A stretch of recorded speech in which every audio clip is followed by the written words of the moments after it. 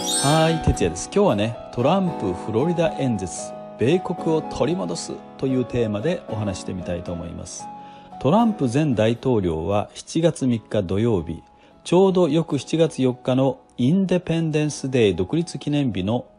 イブにあたる日に大規模な支持者集会を開きました。場所はトランプさんの地元フロリダ州サラソタにあるロバーツアリーナ。これは大統領退任後では前回の6月26日にオハイオで行われた集会に続いて2回目の大規模な支持者集会となります。このフロリダでのトランプ演説に関する情報は主にこの記事から得たので、今回はこの記事内容をベースにお話ししてみたいと思います。トランプさんのファンには熱狂的な人が多く、中には前日から待っていたという人もかなり、数百名程度はいたようですよ。そして7月3日の夜8時過ぎにトランプさんが登場するまで、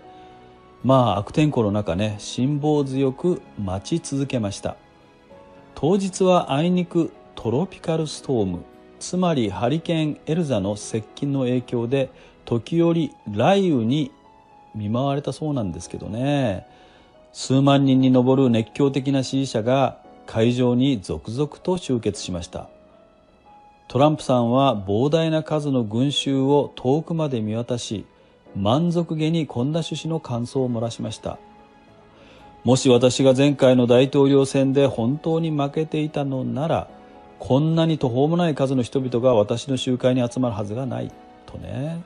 トランプさんは大規模集会の時には必ずジョークを飛ばして聴衆を笑わせますよね。この日も雷雨でびしょ濡れになった女性支持者らに向かってこう言いました。あなたたちは今メッシー、つまりぐちゃぐちゃになっているよね。でも私には美容院に行った時よりもさらに美しく見えるよ。とっても素敵だとね。トランプさんのこのジョークなんかお茶目でいいですよね。この日最初に話題にしたのはニューヨークの検察官がトランプさんが所有する会社トランプオーガニゼーションとその CFO 最高財務責任者のアレン・ワイセルバーグ氏に関していわゆるフリンジベネフィットにまつわる脱税容疑で捜査しているということです。フリンジベネフィットとは住宅手当とか現物給与とか社員旅行、その他の福利厚生などいわば会社が従業員に対して給料以外で提供する経済的な恩恵や便益のことを指しているんですね。トランプさんはこの捜査について明らかに自分自身、トランプさん自身やその家族を貶めるために、政治的な意図を持って行われているものであり、現代のウィッチハント、魔女狩りだと厳しく非難しました。トランプさんは凶悪な殺人や麻薬密売や人身売買が横行している中、たかだかフリンジベネフィットにまつわる税務処理に関する解釈の違い程度で大々的な捜査をする必要があるのかといった強い疑問を抱いているようなんですね。そんなことをする暇があったらもっと凶悪な殺人や麻薬密売や人身売買などをしっかり捜査せんかいというわけですよ。トランプさんはこの点に関してこれは検察の職権乱用だ、全くひどいもんだと嘆き、ワイセルバーグ CFO の無罪を主張しました。次にトランプさんが取り上げたのはやはり選挙不正の問題です。共和党員の多くは前回の大統領選においては選挙結果を左右するほどの大掛かりな不正が行われたと信じています。トランプさんもこの日聴衆に向かって我々の選挙制度はまさに病的なものだ、変えていかなければならないと語りました。米国のフェイクニュースを流す主流メディアや検閲に走る大手ソーシャルメディアはトランプさんが詐欺選挙だと根拠なく主張し、民主主義をダメにしようとしていると喧伝しています。しかしそれに対してトランプさんは聴衆に向かってこう警告しました。米国の民主主義を救おうとしているのは私の方だ。我々に選挙の腐敗について語らせないようにしている奴らに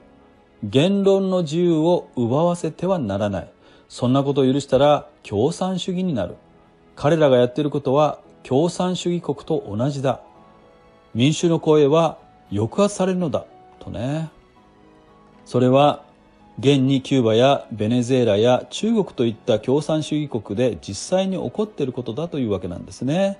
トランプさんの考えはこうなんです。2016年に敗れるはずのないと言われていた民主党のヒラリー・クリントン氏が新人のトランプさんに負けてしまったことに衝撃を受け、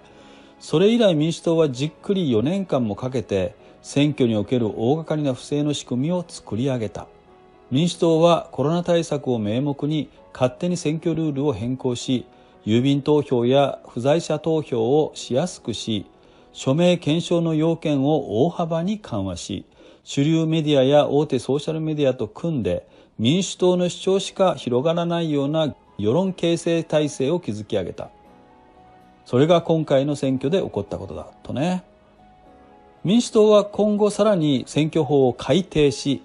これまで以上に郵便投票や不在者投票の要件を緩和し、署名認証を簡略化できる選挙制度へと作り変えようとしています。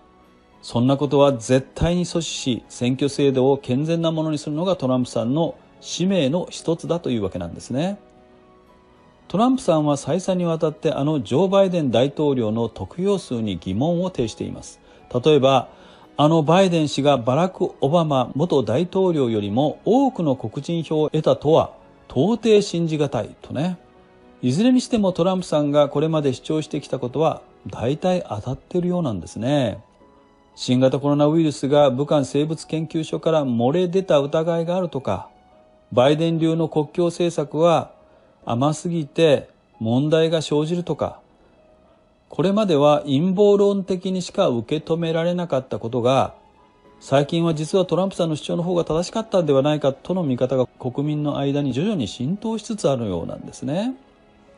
トランプさんはこの点に関してこう力説しました。